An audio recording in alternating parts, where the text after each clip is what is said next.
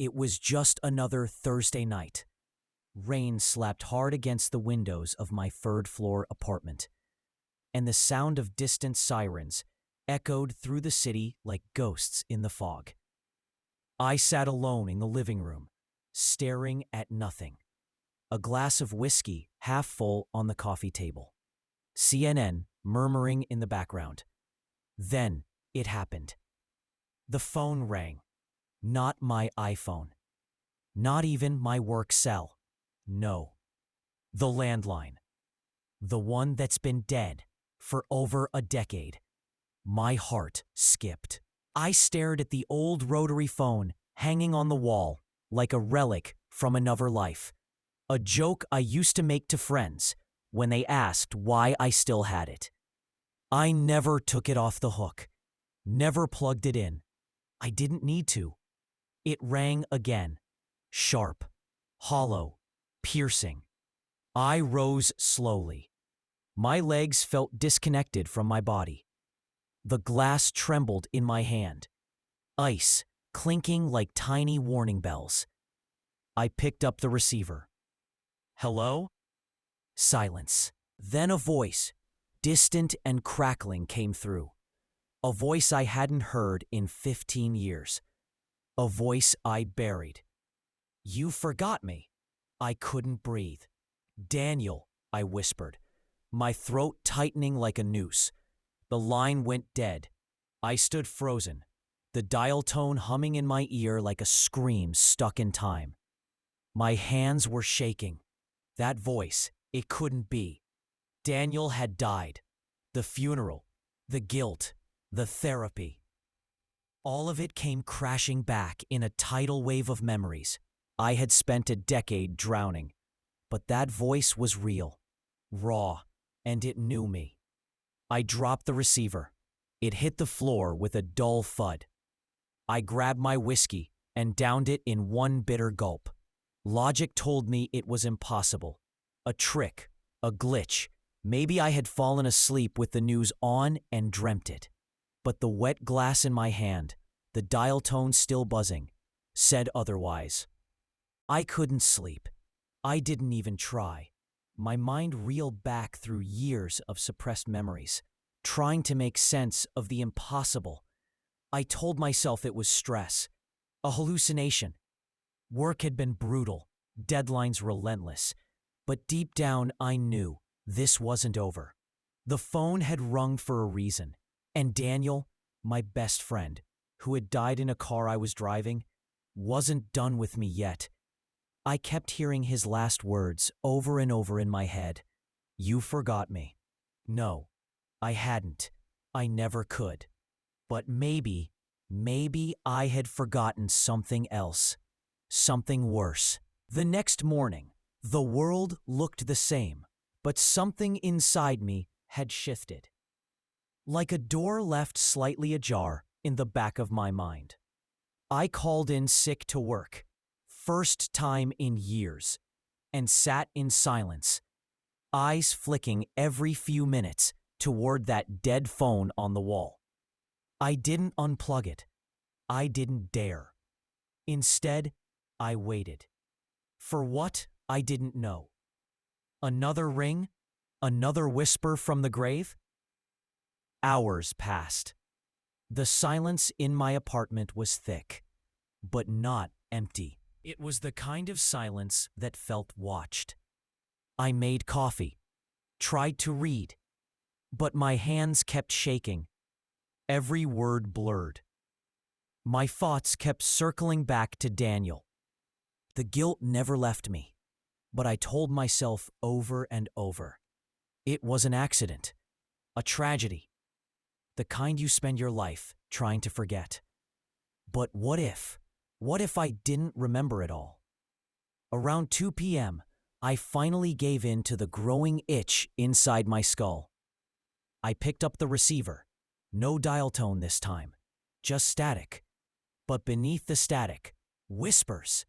Faint, indistinct, but definitely voices. Now, he's not ready. Now, you have to make him remember. Now, don't trust what he sees. Then, silence. And then, clear as a bell, Daniel again. Come find me. My spine turned to ice. I dropped the receiver. Where? How? What the hell was happening? I grabbed my phone and opened up a long-forgotten folder labeled Daniel. Old photos, videos. One in particular caught my eye. Us, standing by the ocean at Bay Cliff. A place we used to sneak off to when we were teenagers. A place tied to our wildest memories, and apparently, our darkest ones too. I stared at the photo. My own smile seemed off, forced. But Daniel, he was pointing to something in the distance. Something I hadn't noticed before. I zoomed in. There, at the edge of the frame, half hidden by shadows, a payphone. My blood went cold. That phone wasn't there in real life, but it had been calling me. Bay Cliff was 2 hours down the coast, and the road felt like a descent into some forgotten corner of my past. The deeper I drove, the more the present peeled away. Strip malls gave way to old gas stations with rusted pumps. Billboards faded into wooden signs. Everything smelled like salt and pine and ghosts. As I got closer, memories started bleeding in, like static on an old TV screen. Daniel's laughter in the passenger seat. Cigarette smoke curling out the window. The distant hum of waves. We'd been gods back then, untouchable, wild. And now, just one of us was left. Bay Cliff hadn't changed much. The beach was still hidden beneath a rocky bluff, a secret spot we claimed as kids. But everything felt wrong. The air too still, the sea too quiet. I parked my car and followed the narrow dirt trail, my heart punching against my ribs. When I reached the overlook, the wind hit me like a voice, whispering, pulling. And there it was, a payphone, rusted, out of place, standing in the sand like it had grown from the earth itself. The receiver hung low, swaying gently in the breeze.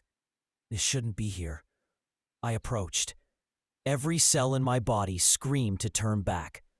But I reached for the phone, lifted it. Silence. Then you remember now, don't you? Daniel's voice, so close, like he was standing behind me. No, I said, not everything. A pause. Then, come deeper. The phone went dead.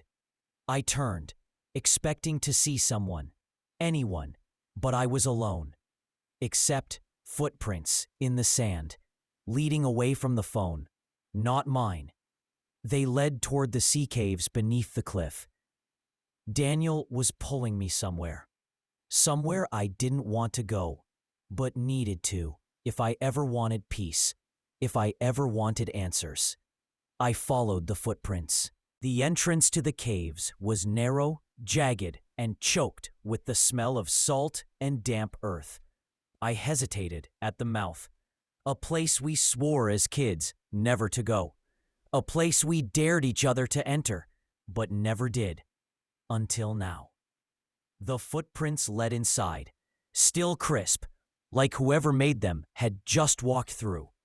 With each step, the light from the beach faded, replaced by the cold breath of darkness. I turned on my phone flashlight. The beam barely cut through the thick air. Moss clung to the walls, and the drip of water echoed like distant voices. I pressed forward, each footstep stirring echoes and dread.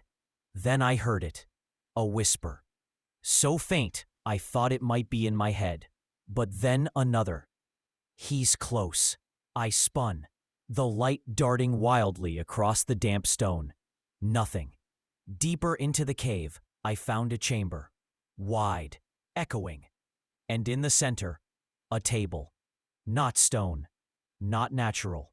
A wooden table, as if someone had dragged it here. And on the table, an old cassette recorder.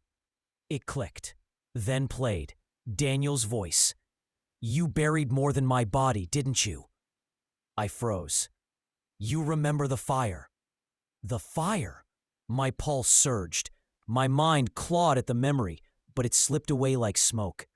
I stepped closer to the recorder. Click. Another voice. Me. We shouldn't have gone in there. Then static. I staggered back. The walls of the cave seemed to close in. My breathing turned shallow. The chamber pulsed with something. Not just sound, not just memory. Presence. Daniel was leading me back through every scar, every lie, every night I tried to forget. And somewhere in this cave, the truth waited. The smell hit me first. Smoke.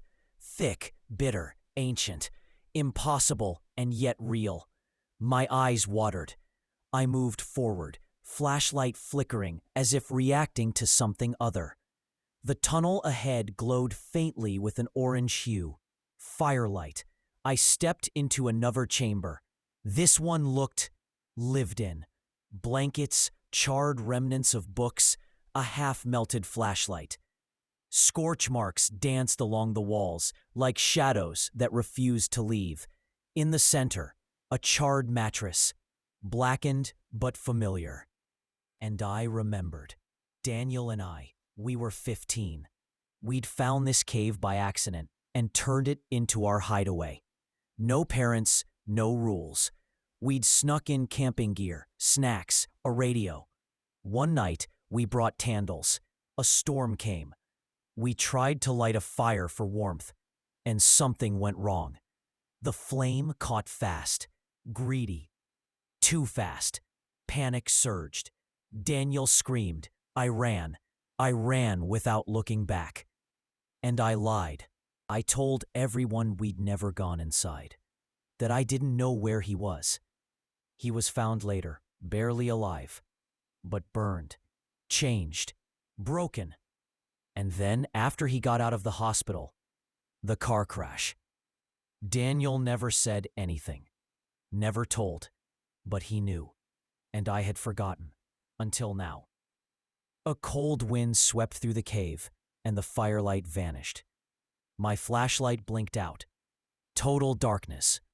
Then, the phone rang.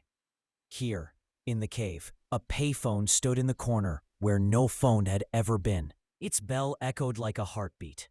I picked it up. You remember, Daniel said. Now we can begin. Begin what? Before I could ask, the line cut. And this time, I wasn't sure I was alone. The cave walls tightened as I moved forward, the corridor twisting like a serpent's spine. There was no light anymore, except the weak glow of my phone's screen. 3:33 a.m. Of course, always that time. The air felt different here, heavier, charged, as if it wasn't just a place, but a presence. I reached a fork in the tunnel. One path descended into blackness. The other opened slightly, revealing the faintest shimmer of reflection. I followed the light. It led to a room. Perfectly circular. Smooth, wet walls like polished obsidian. The sound of my footsteps bounced back at me tenfold, louder than they should be. Every breath echoed, deep and slow. It wasn't just an echo, it was a mimic. You came, the room said, but I hadn't spoken. My heart seized. My throat went dry. I stepped deeper, and the sound of my own movement warped, like a recording played backward. Then the walls began to speak. Not in voices, in memories. He screamed your name. You didn't turn back. You wanted him gone. You said it. This place remembers. I backed up. My shoulder brushed the wall, and it pulsed. A flash of heat seared my skin. Not pain, memory. I was 15 again. Daniel coughing on smoke. Me, standing at the edge of the firelight, frozen. One step and I could have pulled him out.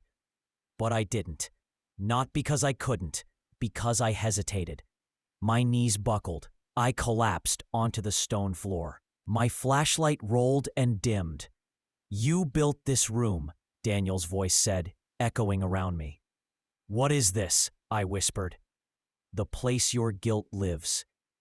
Then, slowly, the surface of the wall in front of me began to shift. A screen emerged. Old, analog, CRT style. It flickered on, grainy footage. Me, driving. Daniel in the passenger seat. Silent. Then, a flash. Tires screech. Impact. Silence. But this time the tape didn't end. It continued. After the crash, I woke first. Dazed. Bleeding. Daniel was alive. Moaning. But something in me, something cold. Look at him. Then at the trees. At the fire creeping from the wreck.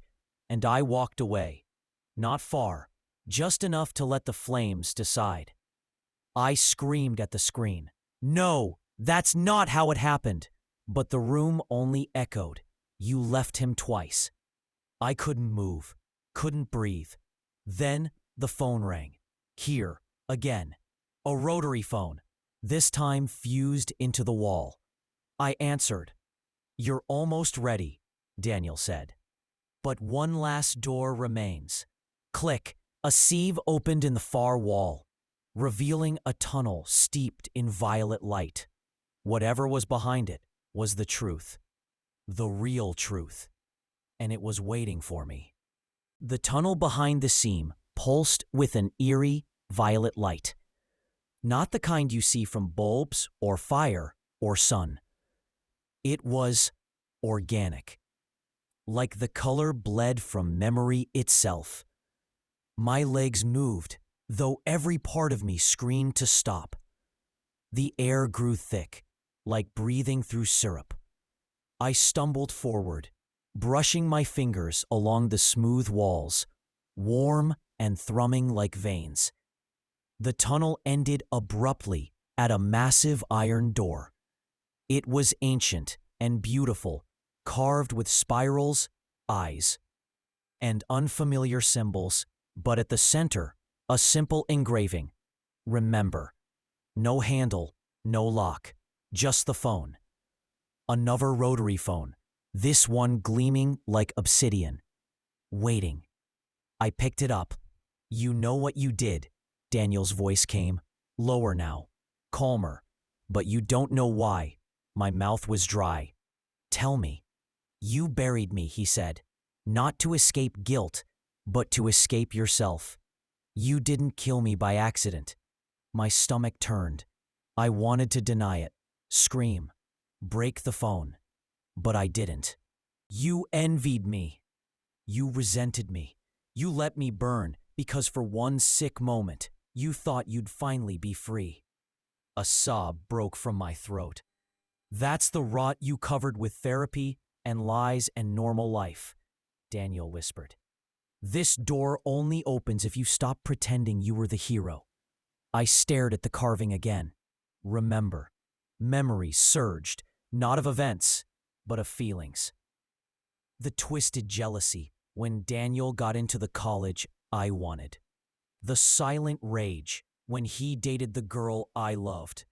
The deep, terrible thought I had in the cave as the flames grew. Let it end. Let him go. I fell to my knees. "I'm sorry," I whispered. "I didn't mean it. I didn't want you to die." "But you let me," the voice answered. The phone went dead, and the door opened. Behind it, not fire, not punishment, just a simple room. White walls, a chair, a table, and across it, Daniel. He looked as I remembered, smiling. But behind his eyes, something else. Peace, maybe. Or finality. "Sit," he said. I did. "Now we talk." And I knew this was the end of the haunting, or the beginning of the reckoning. The chair was warm. like someone had just left it. I sat, heart racing, palms damp. Across the table, Daniel looked at me with calm, searching eyes. Not angry, not accusing, just waiting. For the first time since the night of the crash, I spoke his name without fear. Daniel, he nodded. You made it. What is this place? I asked. Memory, truth, judgment. Call it what you want, he said. But it's yours. I've just been waiting for you to catch up. I looked down. I remember everything now. The cave. The fire. The moment I hesitated, he finished. Silence. Why didn't you say something? After the fire, after the crash. Daniel leaned back. Because it wasn't about me. It was about you. You needed to forget. You needed to believe it wasn't your fault. And for a while, I let you. I couldn't look at him. I didn't know how much I hated you until I remembered what I did. And even then, I think I hated myself more. That's what this whole thing has been, Daniel said softly. Not a haunting, a confession. The room felt outside time, like nothing existed but this moment. Just two boys who had once shared everything, and then lost it all. I was jealous, I admitted. You were always brighter, smarter, stronger. I thought if you were gone, maybe I'd be enough. Daniel didn't flinch. And were you? I shook my head. No, just alone. He smiled. It wasn't cruel. It was sad. The dead don't haunt the living. Guilt does. I looked at him again, really looked. He seemed older now. Not like a ghost, more like an echo growing quiet. So what happens now? Daniel stood. That's up to you, but the calls stop here. The door you walked through doesn't open both ways. I felt it, the truth of it. I couldn't go back, not to who I was before. Daniel offered his hand. It's time to let go. I reached out, and as our hands touched, the room dissolved. White turned to shadow, shadow to silence. I blinked. I was back in my apartment. Same rain, same glass of whiskey, but the phone on the wall was gone. In its place, a note, written in handwriting I hadn't seen in 15 years. You remembered. Now live like it. D. Morning came with an unfamiliar stillness. For the first time in years, I didn't wake up with a weight on my chest, or phantom echoes whispering my name.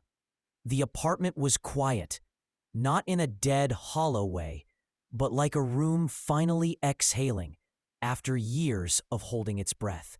I made coffee. No shaking hands, no haunting thoughts creeping in before the caffeine. The phone was gone, just a blank patch of wall where it used to hang, like it had never existed. But the note remained. Daniel's final message, you remembered. Now live like it. I didn't know exactly what that meant, but I knew what it didn't mean. No more hiding. No more pretending. No more waiting for ghosts. I walked outside. The sky was gray, but not threatening. A soft drizzle kissed the sidewalks, and for once, I didn't rush to avoid it. I let it hit my skin, cold and real. It grounded me. Passing by the bookstore Daniel and I used to hang out at as teens. I stopped. It was still there, somehow untouched by time. I stepped inside. The bell jingled. The scent of old paper wrapped around me like a warm coat. Can I help you? The clerk asked. No, I said with a soft smile. I'm just remembering. I picked up a journal. Blank pages. New starts, clean slates. I bought it. At the coffee shop next door, I took a corner seat and began writing. Not fiction, not avoidance. Just truth. Send. I looked out the window. A single ray of sunlight pushed through the clouds. And in the corner of my eye, not real, not exactly, Daniel, just standing, watching, smiling, then gone. Not a ghost, a memory, at peace. A week passed. No whispers, no calls, no strange dreams, just the quiet rhythm of life returning. At first, I feared the silence. Then I realized it wasn't silence, it was peace. I still carried the journal. It had become a kind of lifeline. I wrote in it every day, not because I needed to, but because I wanted to remember without fear. One Friday evening, I went back to Baycliff. Alone, but not haunted. Just curious. The ocean was calm. The tide low. The cave entrance was still there, but it looked smaller. Powerless. No heat. No echoes. I stood where the payphone once appeared. Nothing but wind and surf now. Then my cell phone rang. Not a landline. Not some spectral call from the void. Just a call. Unknown number. I hesitated, breath catching for a heartbeat. Then I answered. Hello? Static. For a moment, my heart stumbled. Then a voice, warm, real, alive. Hey, it's Ryan from high school. Hope this isn't weird. Just saw something you posted online about Daniel. Thought maybe we could catch up. I smiled. Yeah, I'd like that. Click. Not an ending. A beginning. I sat by the cliff until sunset. Wrote a final page in the journal. I used to think healing meant forgetting. But now I know it means remembering without pain. It means making space for ghosts, but not letting them live for you. Daniel's gone, but I'm still here, and I won't waste it. I signed my name, closed the cover. The tide rolled in. The wind was soft. And somewhere deep in the memory of everything, I swore I heard one last voice. Goodbye. But it wasn't sad. It was thankful. I stood, turned, and walked into the quiet evening, alive.